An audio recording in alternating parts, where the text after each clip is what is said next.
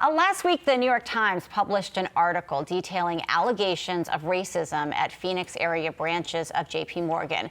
While not addressing the report directly, Jamie Dimon, JPMorgan CEO, emailed employees late Friday saying that we have done some great work on diversity and inclusion, but it's not enough. Joining us now is Jimmy Kennedy. He's a former NFL football player whose story and recorded conversations are the basis for the New York Times report.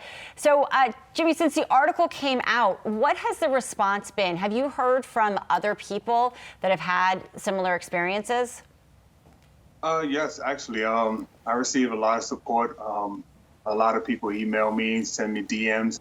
I have no clue how people's finding out my cell phone number, but I get a lot of voicemails and stuff as well. But a lot of people already said that they experienced racism and they're taking their money from Chase, but they experienced this with different banks.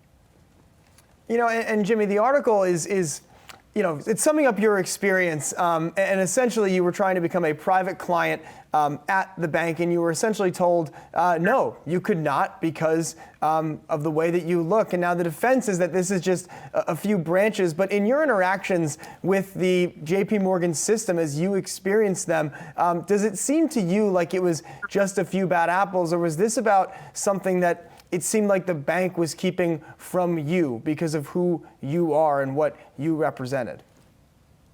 Well, you know what? It wasn't just about the private client thing, because what happens is you guys only heard one of about 15 tapes.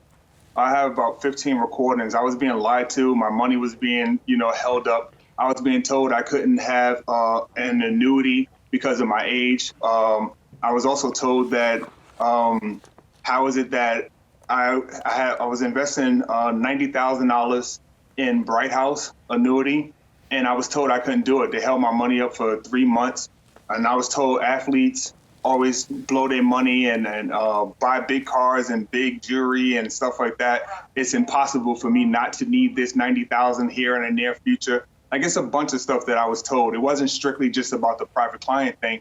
The thing about the private client thing was before I moved over close to $800,000 over, I was told that I was going to be a private client before I even made the move. So when I made the move, to not have the benefits, the perks, and so on of the private client thing was kind of bothering me. It was like, well, you know what? Like, what's going on? I wouldn't have moved my money here if you guys wouldn't fulfill, your obligations on what you said. Right.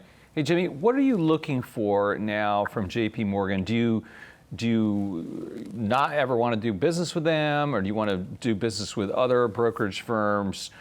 How does it make you feel about looking for another relationship like that? You know what? In terms of being a retired athlete, everyone knows, football players usually, our athletes in general, usually don't manage their money well.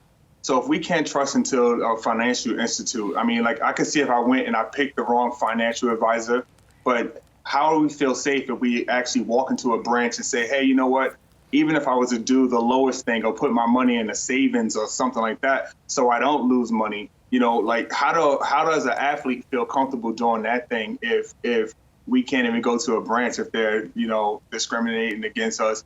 Whether it's race, whether it's size, whether it's, literally on a recording, I was told that they say what you want to hear just to get you out of the office, So going forward, it's not as if Chase was the only bank that I dealt with. It's not like if Ricardo Peters was my only financial advisor. Obviously, I turned pro when I was 22 years old. I just recently turned 40 here this last month.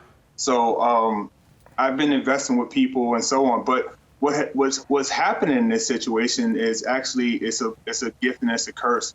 I decided to go back to school. So I'm actually enrolled at Grand Canyon University, and I want to work towards my doctorate in finance, just so I can learn management, to not put my funds in other people's hands.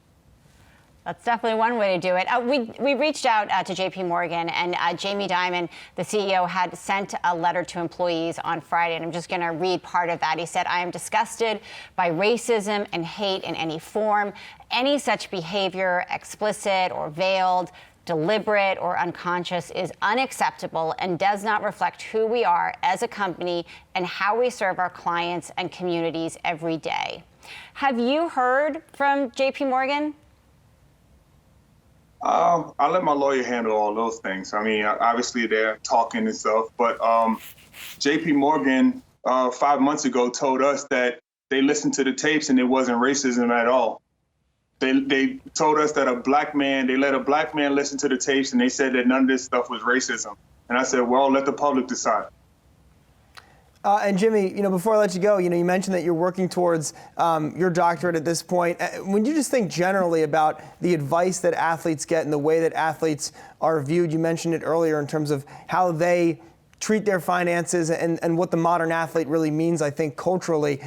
Do you feel like that situation has improved since you were a young player trying to figure out what to do with all this money? Or are we still not helping young athletes figure out what to do with an earning stream that's probably going to be the most money they ever make and probably is going to last less time than they think when they're in their prime? Well, you know what? When I retired, a lot of things before retirement, I was actually, blessed to go to attend Penn State University, where Coach Paterno and those guys focused on, or helped us focus on education as well as finance. So I was prepared for, the NFL and the money that was coming my way. The thing that, that they don't prepare you for is you don't know when the game is going to be done.